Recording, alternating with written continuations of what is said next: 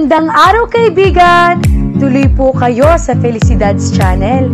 Sa mga kwento ng buhay at pag-ibig na hinalukay sa natatagong baul ni Felicidad. Pero bago po tayo magpatuloy, huwag niyo pong kalilimutan na i-like ang video, i-subscribe ang channel, at i-click ang notification bell para lagi kayong updated sa mga parating pa na upload.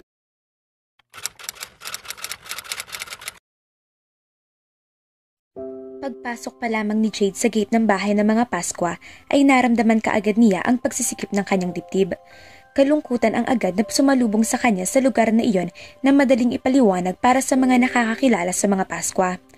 Mahigit 1 linggo na ang nakalipas mula nang mamatay sa sakit sa puso ang boss niyang si Rico Paskwa, ang ama ni Alan at Alona, at kalilibing lamang dito ng nagdaang araw. Si Alona ay childhood na matalik na kaibigan niya. Noong nabubuhay pa si Sir Rico, siyang executive personal assistant nito. Pagka-graduate pa lamang niya sa kolehiyo ay kinuha kaagad siya nito para sa posisyong iyon. Ang kanyang inay dating kasambahay sa mga Paskwa. Mabait sa mga kasambahay si Sir Rico at ang asawa nito na nauna ng pumanaw. Lahat ng mga nagtatrabaho sa mga ito ay itinuturing ng kanyang inay na itinaboy ng mga magulang nito mula sa probinsya. Sumama ito sa kanyang ama sa Maynila, plano ng mga ito na magpakasal, ngunit sa kasamaang palad ay namatay ang kanyang ama sa aksidente sa construction site. Iyon ang istorya kung bakit napasok ang nanay niya sa mga Paskwa bilang kasambahay. Hay nako Jade, nasa kwarto pa rin niya si Alona, hindi pa bumababa, hindi nga naghapunan yun kagabi. At hanggang ngayon ay iyak pa rin ng iyak.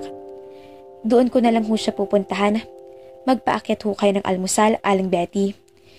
Kahit subukan niya ang kanyang kaibigan ay gagawin niyang kumain lamang ito. Umakyat na siya sa 2nd palapag ng bahay. Naalala niyang hindi mabilang na mga pagkakataong ginawa niya iyon. Madalas silang magkwentuhan ni Alona sa kwarto nito habang nag-aalala na naman ang kanyang inay na baka raw nakakalimutan na niya ang katayuan nila sa buhay. Sobrang close kasi talaga nila ni Alona na para silang magkapatid. Kahit nga noong nasa ibang bansa na ito kumukuha na rin ng doctorate ay madalas pa rin silang magkachat na parang nasa Pilipinas pa rin ito. Dahan-dahan niyang binuksan ang pinto ng kwarto ni Alona. Madilim pa sa loob dahil nakasara ang mga blinds ng bintana. Pero isang tingin pa lang sa kamay alam niyang gising si Alona at umiiyak. Umalis ka? Alona? Jade? Jade? Hindi pa rin ako makapaniwalang wala na siya. Niyakap niya ito ng mahigpit habang humahagulhol ito ng iyak. Nagawa namang mapakain ni Jade si Alona. Pagkatapos niyon ay ipinaghanda niya ito ng malikam-likam na tubig sa bathtub. Anong pakiramdam mo? Kaya mo na bang pumunta sa banyo? Handa na ang tub. Alam mo kung anong pinaka nakakalungkot, Jane? Yung hindi man lang makikilala ng mga magiging apo niya sa amin ni Kuya ang daddy ko pagdating ng araw. Naalala mo nang napag-usapan natin yung dati? Sinabi kong kung papalpak man lang ako sa asawa, alam kong lagi nasa tabi ko ang tatay ko. Tapos, napakalaking kawalan.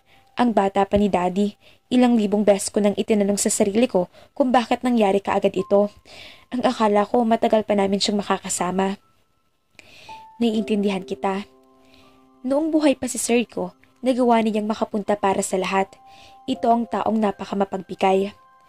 Pero kailangan mo maging matatag. Tiyak kong inaasahan ni Sir Rico na sundan niyo ang mga yapak niya. Nasa inyo na klase ng kuya mo ang mga ipapakita ninyo sa mga magiging anak niyo kung paano naging magulang si inyo ang mga magulang niyo, lalo na si Sir. Makakasurvive ka rin, Alona. Para namang hindi kita kilala. Napakatapang mo. Kaya nga proud na proud sa iyong daddy mo eh. Sa palagay mo ba, masaya siya nung namatay siya? Sa dami ng achievements niyo ng kuya mo, paano hindi? Kapag kuwan ay umiti na ito.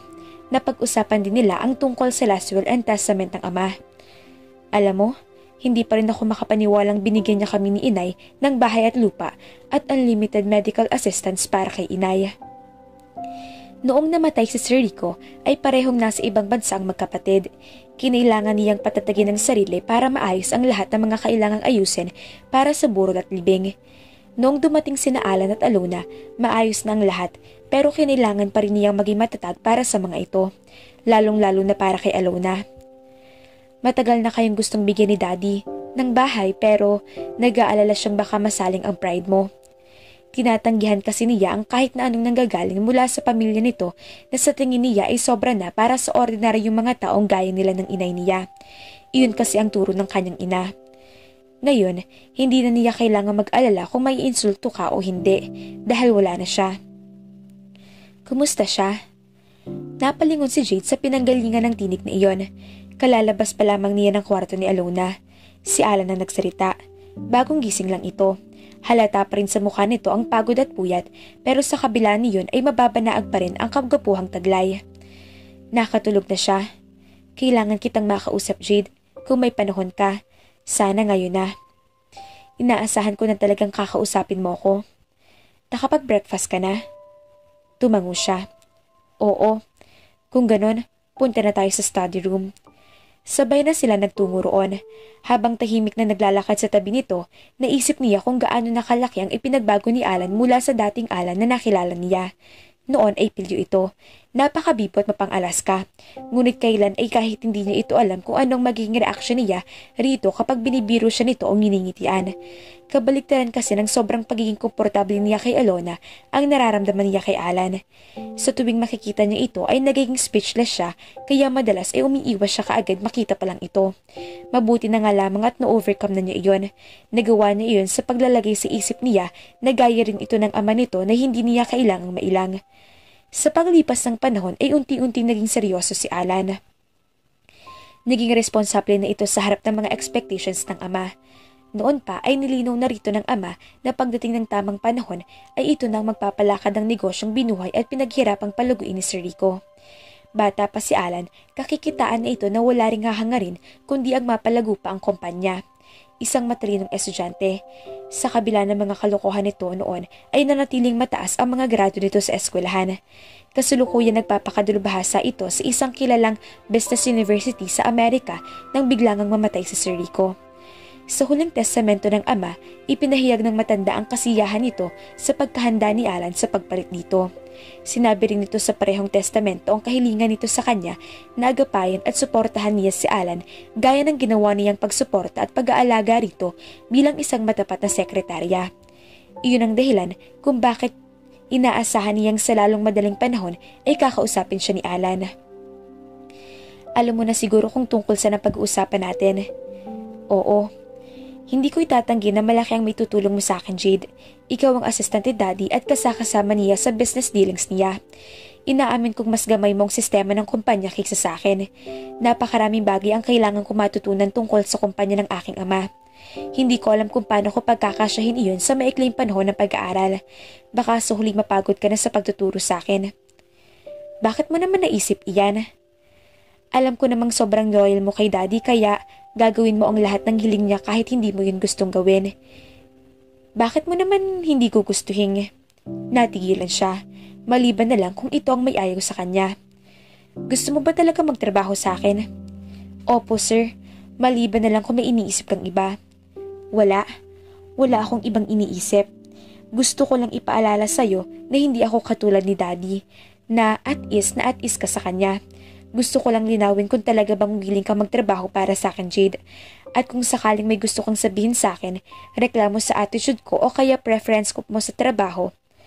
Wala akong problema sa side ko. Gusto ko magtrabaho ko para sa akin, Jade. Kaya, tatanungin uli kita, ito rin bang gusto mo? Wala akong problema sa saloobin mo at wala akong preferences maliban sa kung ano ang mapapadali sa trabaho mo. Plano kong pag-aralang mag-adjust sa mga work ethics mo na maaari makapagpanibago na gaya rin ng ginawa ko sa daddy mo nung unang pagkakataon na magtrabaho ako sa kanya. That's great. Paano kung may work ethics akong hindi mo gusto? Hindi niya kailangan mag-isip. Isusumbong kita kay Alona. Ganun na lamang ang halakhak nito sa isinagot niya. Oh yes, at inilagay niya ako sa aking pwesto sa isang iglap. Diyos ko, kinakabahan ako. Jade, paano kung hindi ako matulad sa tatay ko? Sobrang taas ang tingin sa kanya ng lahat. Napakabait niya at napakagaling na negosyante. Hindi ko kayang abutin ang kalahati ng mga nagawa niya sa buhay. Napatitig siya rito. Hindi makapaniwala. Naunawaan niya ito. Huwag kang mag-alala. Kahit pumalpak ka, hindi mawawala ang pagsuporta sa'yo ng daddy mo saan man siya naroroon ngayon. Naalala ko kasi sa mga nagawa mong pagkakamali ay nagpapasalamat pa siya dahil mabilis ka raw natuto. Kaya huwag ka mag-alala, huwag mo nilang isipin ang expectations at ang sasabihin ng iba. Basta, focus ka lang sa goal mo sa kumpanya. Pinasasalamatan ko ang lahat ng ginawa mo para sa aking pamilya, Jade. Ang ginawa mo para kay Daddy bago niya kami iniwan. Kahit hanggang ngayon, alam kong ginagawa mo pa rin ito para sa kanya. Naasiwang ngumiti siya rito. Hindi niya ginagawa ang lahat sa kumpanya para lamang sa daddy nito. Pero hindi na niya gustong pag-usapan pa nila iyon dahil lalo lamang siyang maaasiwa. Nagpapasalamat din ako sa iyo dahil nandyan ako para sa kapatid ko. Wala yun, sir. Huwag ka mag-alala. Hindi ako magiging ogre boss. Magiging maayos ang lahat. Pagkatapos niyon ay tuluyan na niyang iniwan ang lahat ng personal topics at ang tungkol na sa magiging trabahong pinag-usapan nila. Ngayon pumanaw na si Sir Rico, ang magiging boss si Jade ay ang anak niyang binata. May magbago ba sa kanyang lagay sa opisina ng mga Paskwa? Paano ng charm ni Sir Alan mga ka-felicidad? Baka laging matulala ang ating bita. Abangan!